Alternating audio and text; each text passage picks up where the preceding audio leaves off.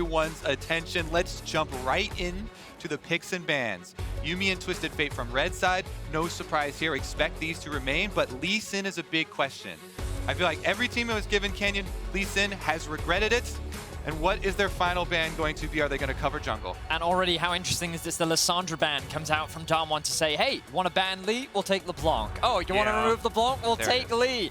This is a trap card. They set up the trap. They have a free ban. They may as well throw it out there. The Lee Sin, as you said, going to be banned away. Obviously, LeBlanc the follow-up, but now what do we do on the other side? Jin's been such high priority. Jarvan's still available as well. I love the Jin point because it rose to astronomical levels of priority in the T1 DK series. And Ghost showing that he does have other options though, because now Jin taken away, he has gone to the Ziggs, which also gives you long range, safe wave clear, or even the Draven, which I expect a much less chance of because Jin's already decent pick into Draven. So this puts more priority, more crunch time on that. Ziggs possibility, and that kind of loads you up with AP. So the bottom lane, there it is. They don't hesitate with that AP. All right, question answered immediately. Thank you very much. I really like it, but the whole top lane champion pool is wide open. Both of these top laners love their Jace, love their Graves, and if you've got a Ziggs in the bottom lane, you need tons of AD damage. The lethality becomes all that more valuable. And so now, that Graves or Jace looking real juicy for Darmon. They certainly do. And Khan Jace would be so big for him in his last professional series. Oh yeah. Iconic champion for him, but they're going to go with support down on bottom side, grab that Rakan up very quickly. This has been a super high priority champion as far as the engaged supports go. Yes, there have been more and more enchanters creeping in, but Rakan puts a lot of threat on those, and you can combine with Ziggs for some very surprising kill opportunities as well. Well, I am a little surprised to see the rise. Of course, if you've looked at Scout's match history, you probably wouldn't be. It's top of the list. It is top of the list But for him. he's played 11 unique champions, Vetty. Right, but his most played is definitely the Rise, so it's a big comfort pick for him. And when you kind of look at the mid-jungle duo, yes, it can certainly be strong, but picking it into LeBlanc, Showmaker loves this matchup. It was one that he was more than happy to play into Faker himself and was able to get the better of him especially when paired up with the Kiana. And this is something I'd love to see EDG ban away. I like the Talon ban, but they also need to take Canyon off that Kiana because of how well it enables the LeBlanc. But then, of course, Xin Zhao still up and available, so you know that Canyon's options are still very, very wide. Yeah. Big thing for Dom1 is that they have been so flexible, especially Canyon and Showmaker in the champion pools, so they have a lot of confidence in being able to get through the second round of advance here. But I just love that we're still seeing similar trends continue for both of these teams, and EDG have focused very heavily on team fighting and still went with that setup for Jarvan. You mentioned the rise and the possibilities for affecting those side lanes. I want to see the question of Flandre. They already ban out the Kennen here from top side by DK, but if they also leave the Graves up, that feels like a no-brainer with it being picked over and over and over for them. I really like the Leona removal as well here from Dam1. It is something that Mako did bring out, even though throughout this tournament he has been playing a lot of range supports. Showcasing the Leona was a big answer last week in their semifinals that helped them pull through. But with the cannon gone, with the Gwen still open, it could be an option for Dam1. But when you already have an AP bot side of the map, perhaps EDG is sitting there saying, well, we expect you to do an AD top jungle right now, and that means that Graves should be a pretty solid blind. Yeah, and so far this draft looks like the meta combined with EDG. It's pretty quintessential right now. But if you look over the other side, Darmon are doing a similar thing to what we saw T1 try to do against EDG in their first matchup, which is probably going to be the Jace, Ziggs, sort of pseudo-poke composition for late game threat around objectives and things like this, as that's a Yasuo, so never mind! Yes! Never mind! And that's Khan playing Yasuo as well. Yes, we were looking for the spicy picks. It happens in game one? Exactly, we get it in game number 1 here. Definitely will create a volatile top side of the map, and that's one of the two things pulling these two teams in different directions in a lot of cases where EDG is so much focus on Viper on the bottom side, and yet Dam1 expected to put a lot of pressure on the top triangle of the map, that mid-jungle top lane picks. Now they've got Xin, LeBlanc, and Yasuo topside. That is as spicy as you get. Those are very volatile lanes with lots of kill pressure. And now Mako's looking at one of these engaged supports. You guys have already mentioned that we haven't seen him so much on is these. he? Okay, never mind. We're putting a clock in the bottom lane instead. All right, the spice wasn't reserved just for Damwon. It is, of course, also for EDG as the Zillion is locked in last. Zillion is so good versus teams that have large amounts of burst damage. And Damwon definitely do have that in spades. They've invested in it. It's going to come down to some very quick timings and quick fingers. Zillion can be a big flop if you don't get it off before the recon engage. It's all about bursting people down before you get that cooldown out, or having good positioning and utilizing the speed to keep your spacing between your carries. Oh, I'm just so excited about this matchup. First game already, we've got very unique drafts. And gentlemen, this is Khan's first ever professional Yasuo game. Yeah. And it's in the World Finals, potentially his final series. Man. What a time to pull it out. Perhaps fishing for a World Skid, maybe? We were having a chat about this, weren't we, Kobe? We were wondering whether there was going to be a sneaky Riven game thrown in or something, but instead, he's gone with the Yasuo. I'm very much looking forward to seeing what he's been cooking up in solo queue and behind the scenes for us, because when Khan debuted, he was all aggression. He was basically a Riven one-trick when he made his debut, which was many years ago now. To come back to his roots here in game one of the final is, yep, that takes some stones. And I love how both teams are making adjustments here. On the other side, EDG taking one of the tools that T1 used against Damwon successfully early on to counter some of the burst options that they had in the Zillion. Now it's about executing, though, and actually piloting that well. They've also invested in stealing away the Jhin from Ghost, and we have seen some very big pick opportunities off of this champion, so we'll see if they can make it happen. So excited getting into the World Finals here. Yeah, here we are onto the rift for game number 1 of the 2021 World Championship. Already, I think the teams have delivered these drafts feeling very EDG, feeling very Damwon Kia, and especially the top lane feeling very calm at the moment. So the first thing I would like to draw our attention to, as we wave at the camera, is Beryl is running Predator on Rakan. He is all about the Rones. It seems like that each Damwon member is taking it in turns as to who will run Predator. Perhaps we'll see a Khan Predator top lane later on in the series. But what is crucial here, and what is something that we need to focus on, is when we saw Showmaker drafting this LeBlanc into the Rise in the semifinals, it was constantly attacking that mid lane, looking to shut Scout down. And when you have the Rakan, Xin Zhao, LeBlanc combo, I expect Damwon to be looking to do the same thing again. And this is them learning off of their series versus T1. One of the ways that you want to try and punish the Zillion pick is either try and go super hard at the Zillion in lane, very weak early laning phase and is much more for scaling, or you just roam heavy. And the Predator is really signaling that, yes, he definitely wants to go roam heavy here. Beryl, I feel like, has really been an underappreciated part of this Damwon lineup since the MSI underperformances from him, but especially this year at Worlds. He has been a integral part of the entire amount of success that they've had here in this big run. Yeah, and of course, Beryl took that underperformance at MSI and brought it to the summer season as well. It was not a great time for Beryl all the way up until the World Championship. But ladies and gentlemen, we want to hear from you. Use that hashtag Verizon5G all chat and let us know how you feel about the World Final. Are these compositions exactly what you wanted to see? Some Biffo on the bottom side here, Viper throwing out some bullets. Not quite the fourth one just yet, but EDG with control of the wave. Now we can see that both junglers are doing opposite paths to one another, with the Xin Zhao starting on the bot side, pathing towards top, looking to potentially cover Khan in the event of any early ganks, or perhaps to look for a potential gank themselves. Or meanwhile, JJ starting up on the top side and pathing towards bot, where he expects to have prio. With the Jhin and the Zillion, you should have push in the early 2 versus 2, especially against the Ziggs, who doesn't have the strongest wave early on, so he should be able to secure himself that first Scuttle Crab of the game. Yeah, and exactly. And the reason that EDG went for the deep ward on blue buff and Gromp that you can see right now for Flandre is because you want to get the most out of the early pushing there with Graves. You know you're going to shove lane early. So they've got the early vision here on the blue buff that will expire, knowing that Canyon started bottom side and should be able to play accordingly. Flandre, he's already been able to bounce his wave off of the tower and should be playing around, as Vedia said, the opposite side starts for these junglers. Yeah, and it looked like that ward didn't quite spot Canyon, but did give them enough information, right? They knew that he hadn't headed towards that blue buff area just yet. Yeah, it's the process of elimination. Yeah, right. Jungle camps early He on, cannot be anywhere else. they're very easy to actually track and coordinate with just one single deep ward. So it will be traded Scuttle Crabs, and as you can see, after bouncing the wave, Flandre playing it much more safe, even stayed up here, lets Khan push back. Thank you, Observer, so much. He's playing around jungle presence.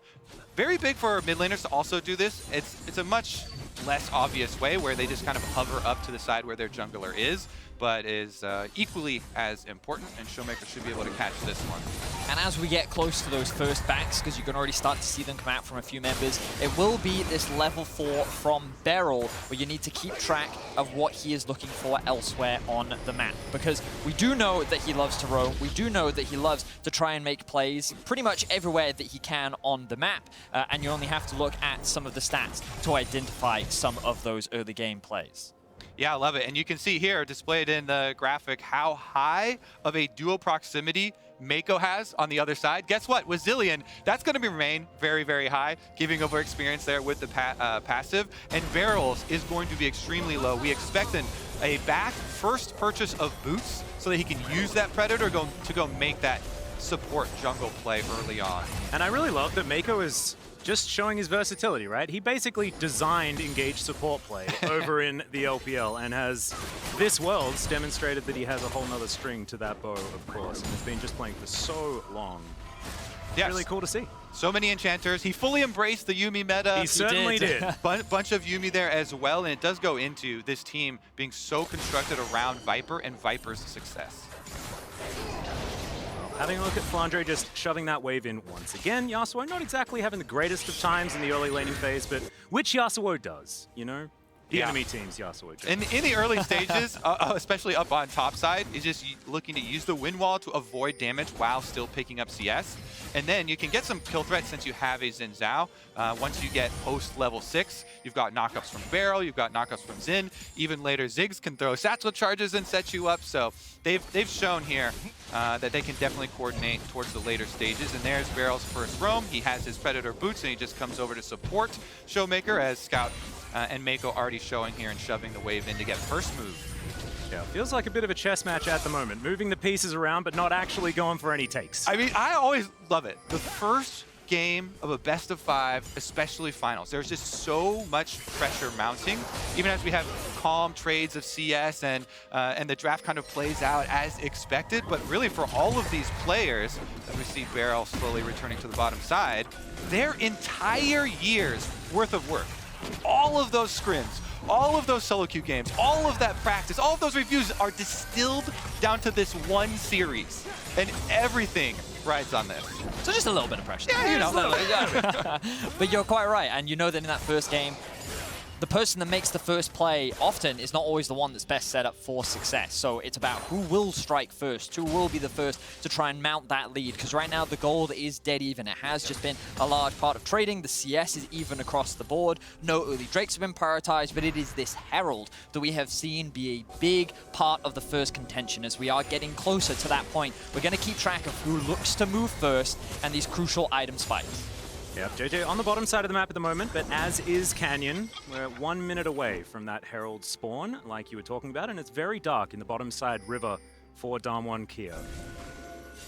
Ooh, so they weren't seen walking in, but the moment that control ward drops, Darwin gets information as to where EDG is. Now they're looking to contest this red buff, and because Scout has the push in the mid lane, he will be able to assist. So EDG should be able to secure themselves the first enemy red. And this is very basic timer control. Here's the Realm Warp, though. Yeah, let's see whether Ghost can survive this one. He might be able to, as Beryl's also battling, dancing his way out, but it doesn't work. First blood goes to Scout and EDG. So well executed by EDG. And I was about to go over the timings that are expected. When you know, because you put the ward as EDG up onto the blue buff, so there is a guaranteed red buff start for Damwon, you know that around 650, 645, second buff spawn comes up from the one that they started on, and so they go for the invade on that second round. But what they weren't really accounting for was the Realm Warp in the bottom lane. Vedius gets a little bit lackadaisical. They do not respect the all-in potential of EDG. And the LPL first on the board. But look at the answer here from Damwon, because Showmaker TP's back into mid to guarantee that he can get the push. Beryl, after his death, immediately roamed mid, and he gets level 6, as highlighted by Kadril earlier. Utilizing that mid wave, being able to get that extra bit of experience, he's going to have that level up, and EDG, I think they're going to want to contest. Yep, teleport. Already getting into the pit here. The teleport does come out. Grand entrance onto the job, and they hold him up. The ulti's too good from Khan. Great stun comes through, but it's too late for Mako. And now Damwon Kia move back to the Herald. Ghost now getting them out of there, and the Hextech minefield is just too strong, and that is a comfortable take for Damwon Kia plus a kill. Damwon were first on position, and they punish JJ perfectly with the numbers advantage. Damwon can easily secure the objective, and just like that, we're back to 1-1 on the kill board. Yeah, you could say that again. The coordination from EDG is not there on the top side play, trying to come punish the early start on Rift Herald, but they're so desynced. Venice, going right over the back of the wall there. Good focus fire from DK to punish. That is given one back, uses the blast cone, then you see Barrow immediately move in to try and push him out. Once he lands that knockup, as we talked about, there's so many setups for this Yasuo, and this is where you get the combination. You get hit with one knockup, instantly dead, full combo from Damwon, well played by them to punish. And this was something that we see from EDG during their semifinals as well, where a lot of their engage comes off the back of JJ. So if he's gone, there is no more follow-up. You are very reliant on him to start the fights for you and to be able to close the gap against this Damwon composition. So really good target focus there from Damwon, but the gold still in the favor for now, in favor of EDG. Yeah, EDG simply have to be much more precise with their timings here. You can't leave anyone out to straggle there, and if you do, you have to respect the all-in, no flash blown or anything like that. We're in the world though now, living with this Rift Herald in the hands of Canyon, and when you have Ziggs on your team, it also has that extra level of threat that you can move the Ziggs around to the same lane. And oftentimes, especially if you've done some early work on that tower, you can just Rift Herald into Satchel Charge and blow up a first objective. So that's the Predator. Game could be very explosive. Yeah, Viper able to sidestep the grand entrance, so not quite able to Predator his way forward enough there was Beryl, but still gets Viper out of the way. Not able to get any summon spells just yet though, as in goes Showmaker.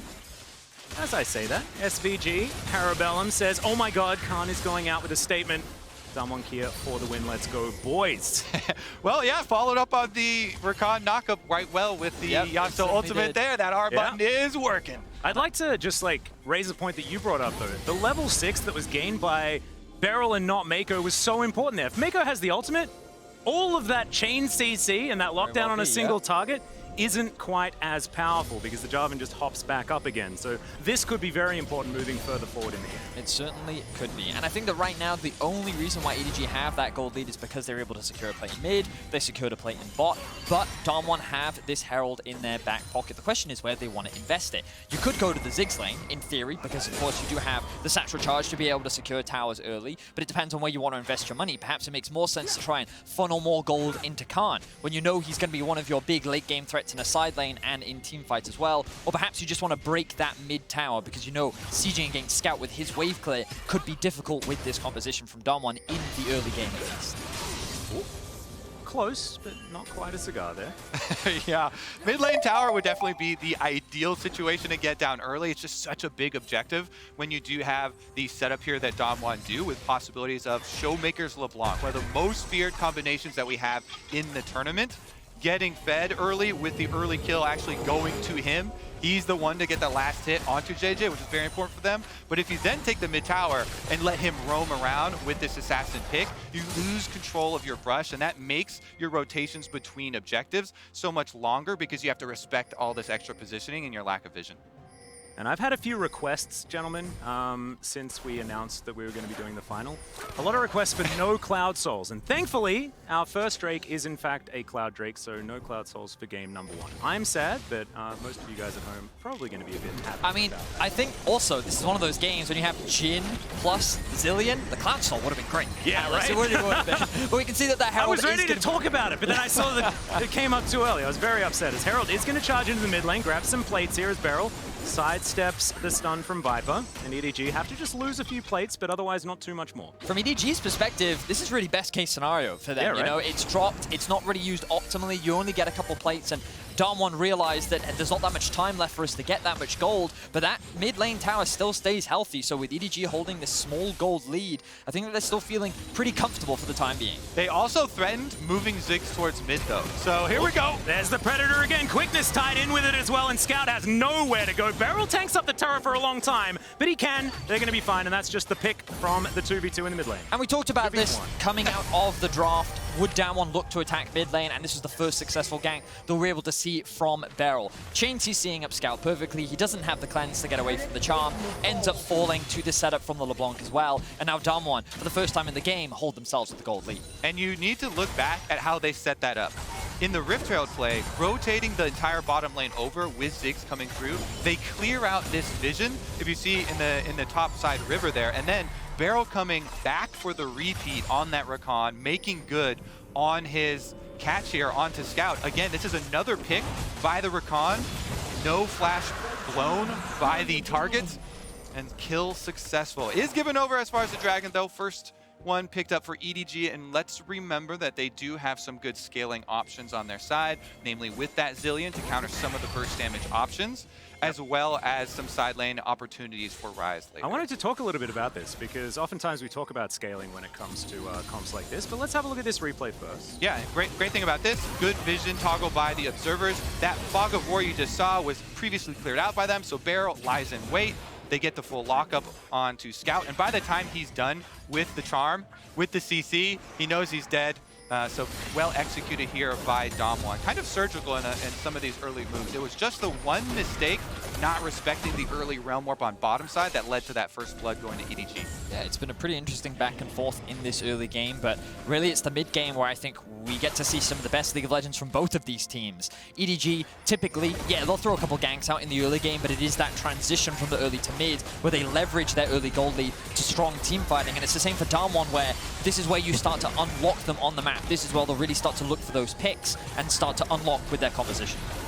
Well, they're looking for a bit of a pick here as Mako's burning down for now. In goes JJ, though, into the backside. It's flash out immediately from Ghost as the Jarvan out of position, but still able to grab the kill. And look at all of that healing as well. He's going to get resurrected from the Chrono Shift, and now it's Damwon Kia that are on the run. Canyon is not rooted just yet, but Khan is just dead. Down goes Canyon as well, and there is the Rift Herald. And they get it with the Viper shot here. Rift Herald plus the extra kills. The Zillion effect is already online, boys. Mako's there to save his life. Revival, they get the extra kills, and they're going to retake control of this game. Now with second Herald, yes, you don't get turret plate money, but you get a lot of control of choosing which side lane you want to push in first.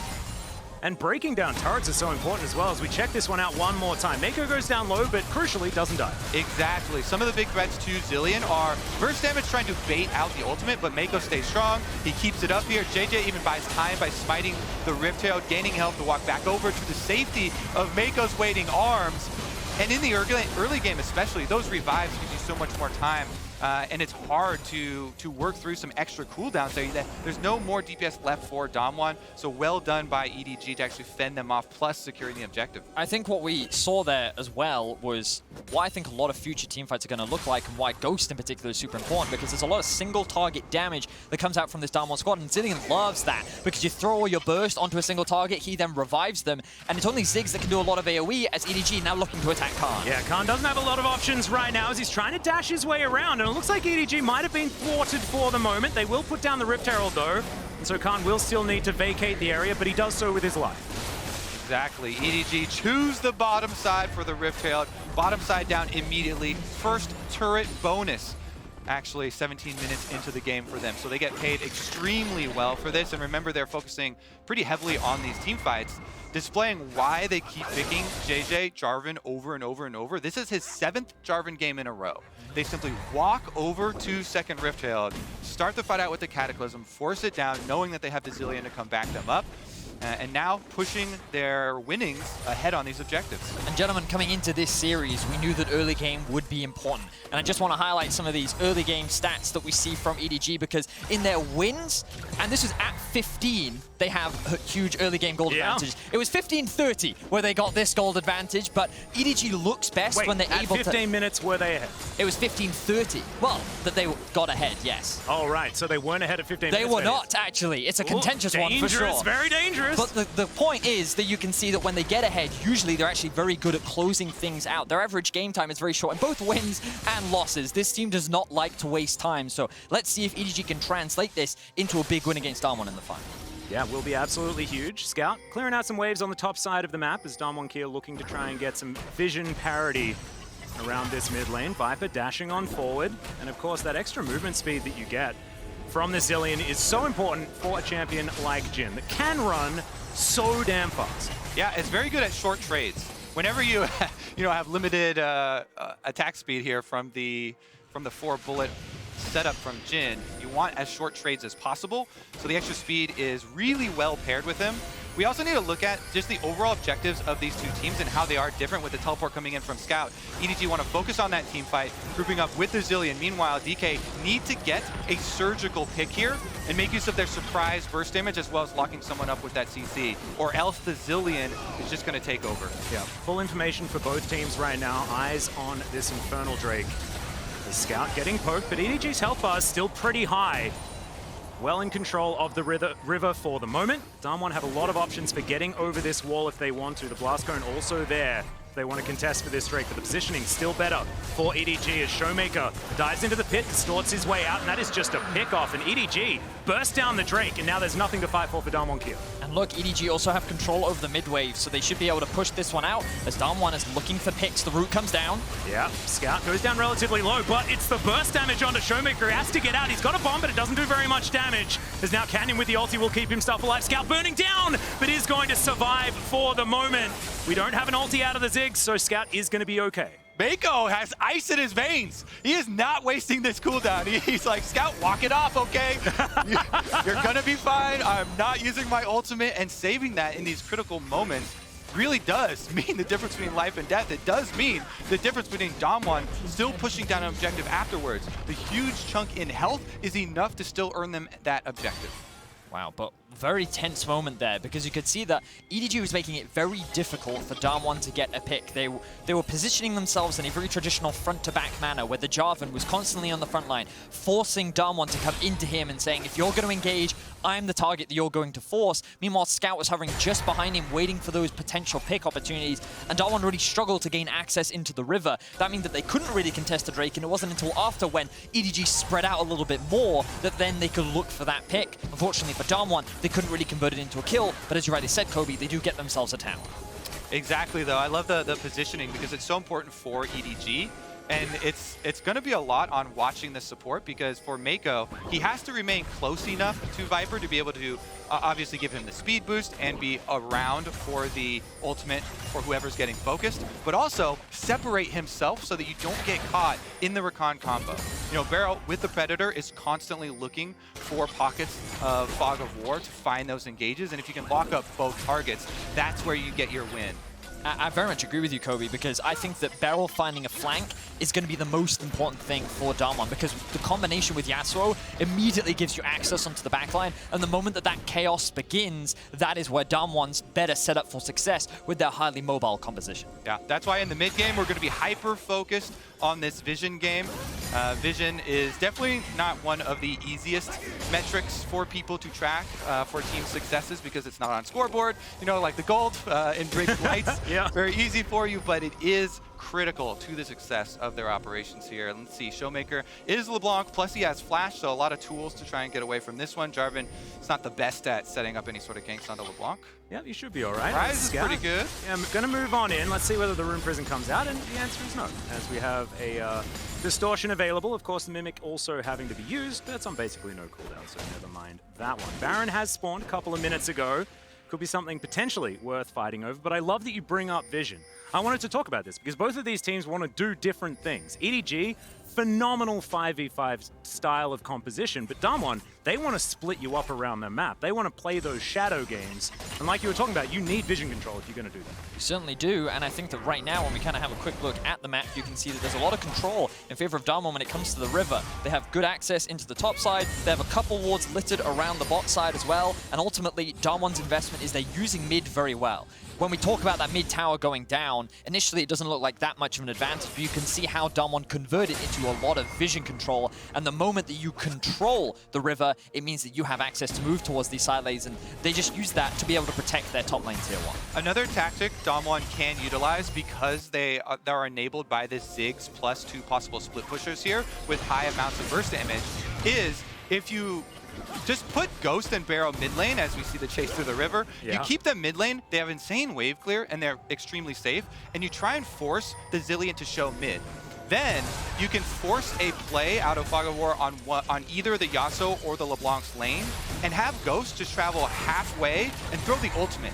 That amount of extra damage and the burst damage can come through to get you that actual kill for your split pusher while still knowing that the Zilean is kind of forced mid to keep the Jhin safe, and you try and utilize your extra couple steps there in the long range to get those surprise kills. So that kind of builds off your spreading the map point. Showmaker diving forward, looking for JJ, but he's so fast. Mako is really enabling this jungler right now as Canyon becomes lightning, but unable to find a target quite yet. As Flandre trying to rotate up, JJ down quite low. The chains will connect, but not able to follow up. Just 50% of the health bar of the Jarvan as the reward here. Still 2,000 gold the lead for EDG, and they're controlling this river. 15 seconds on the Drake, which is what they had their eyes on. That's going to be soul point for EDG if they can lock it down, as JJ once again actually copying a bit of damage here from Showmaker. It is going to be fine. They get vision of the Jarvan, and that's who they want to take down. Damwon, they have to remember they're going to have to do it twice if they want it to stick. Damwon just leveraging their poke right now. A lot of damage. Here we go. Yeah, Scout now going to take a lot of damage. There is the Chrono Shift. And EDG not able to follow up too much. The Curtain Call comes out, but not able to do relevant damage. Ghost getting taken down so low with that last bullet. And Damwon now going to be backing away. EDG still lying in wait with control of that brush. Scout is getting out of range so he can revive back or heal back up at the tower and then teleport out. It's going to get dangerous for Damwon. Showmaker flirting with a flank around the outside. There's the teleport, and Scout has returned. Yeah, Showmaker going to dive into the pit, tries to take the Drake, but he's not going to be able to get there. And that is going to be soul point for EDG, a big advantage now in map control for the Chinese squad. And we're seeing once again how valuable the Zilean pick is, because the obnoxious thing about Damwon's comp is they start off the Baron. I'll have to hold off my point because they are forcing EDG to come and answer. And answer they shall. Teleport used from Graves. They're going into the river. Headstrong. Atlas, can they stop them? It looks like they're going to make them second guess it. I think we've got some technical problems over there. Are you good? Yeah, yep, I'm absolutely fine. We've sorted it out. Nice. We're looking for a Baron here, and Damwon Kia taking it down to about 4k. Flandre looking for the backside. Damwon Kia have been split, and the 3 in the pit are going to have to get out of there. Great satchel charge, try and divide them. And now JJ, maybe they're the ones getting routed. The pincer maneuver here from Damwon Kia. The Realm Warp gets Scout in there, but he's got the Chrono Shift. He's going to be absolutely fine. It's a 1-for-1 for the moment as they get rid of the Zilean, but Ziggs is also dead. Some low health bars, but so far, EDG in a good position. There it is, as it is evened out by Damwon Kia. Down goes Viper, and now EDG looking to try and get out. 3 versus 3 for now, but it's Damwon Kia with control of the river. And with the scattered fight, they actually chase them down. Barrow's ultimate coming back up, and they just make the all-in.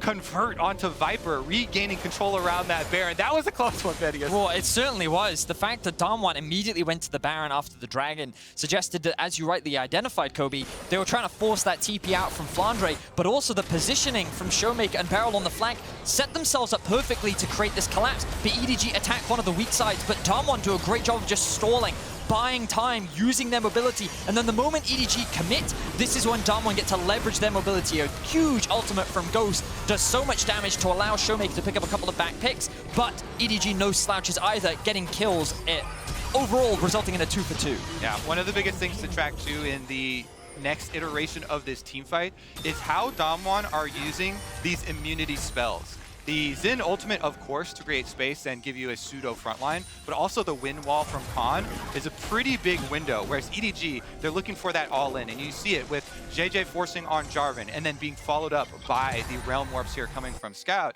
and long range from Viper trying to hit those W snares to force them into these fights, whereas Damwon are remaining very slippery, and again, spreading out the map, committing this Yasuo to the bottom side. Khan continues to scale up and still has his teleport available if there's a hard push on the other side. Yeah, I was going to talk about the teleport advantage. EDG, not with too many options on that front. Realm Warp is available for Scout, though, so he can do a bit of side laning. You can see he's catching that bottom wave right now.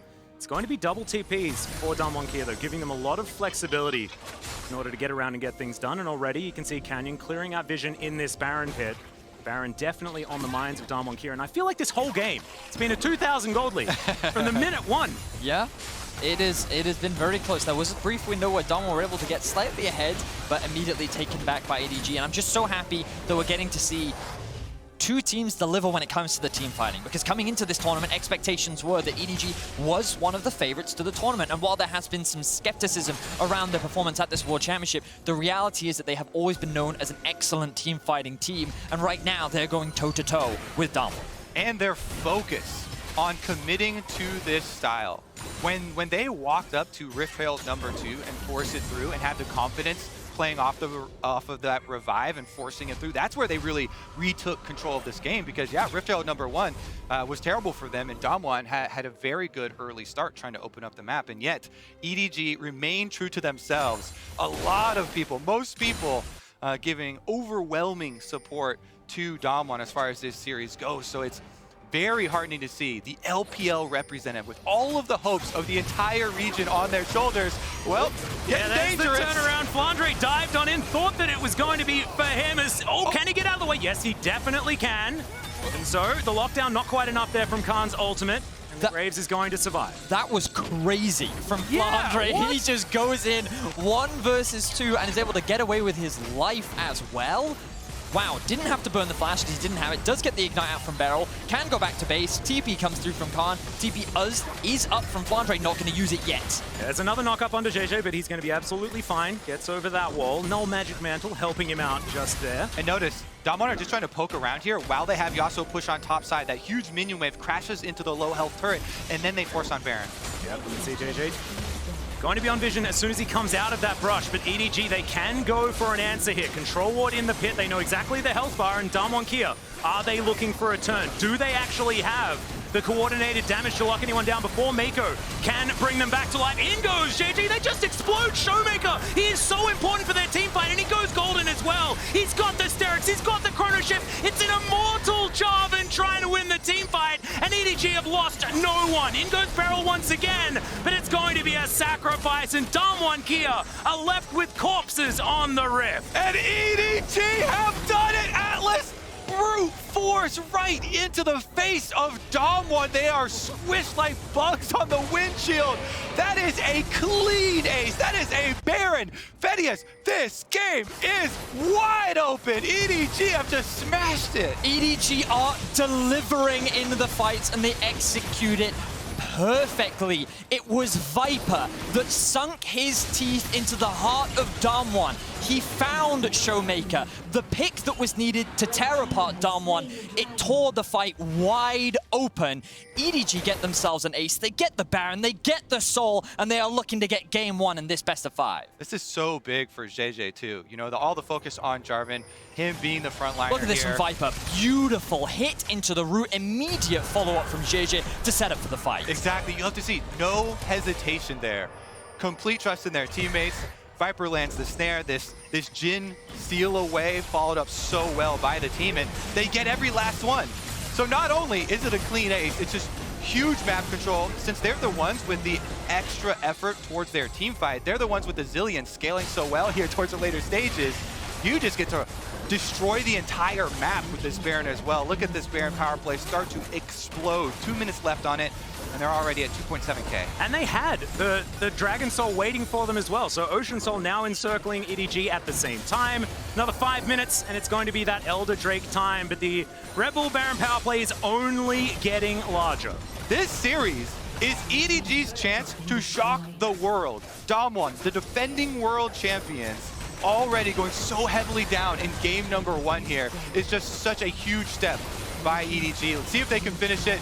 The attempts at split push here from Damwon are going to get outpaced very quickly by a full Baroned up team. Yes, this is a lot of minions and a lot of champions here. Showmaker looking for a bit of a flank, but there is no real option. Khan's going to be backing, look to try and get back and assist the rest of his team, but his house has been blown up, gentlemen.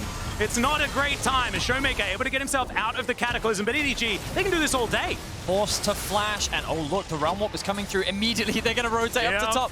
They've circumvented the wave that they don't have by leveraging the Realm Warp, and they're now looking to break onto the final inhibitor. Not that many minions, so Damwon should be able to hold.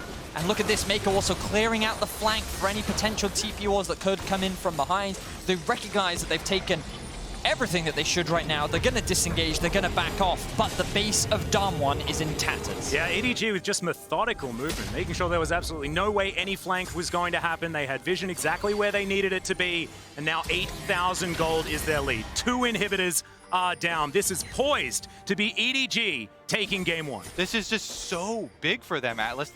The poise that they have had on stage, the composure here, unperturbed by a lot of this pick potential from Damwon. And for them to execute here in finals after just this year, finally breaking their quarterfinal curse, is so big for them, so big for the region. They've been to Worlds 5 times previously and never gotten past quarterfinals. And now already getting a leg up in the finals.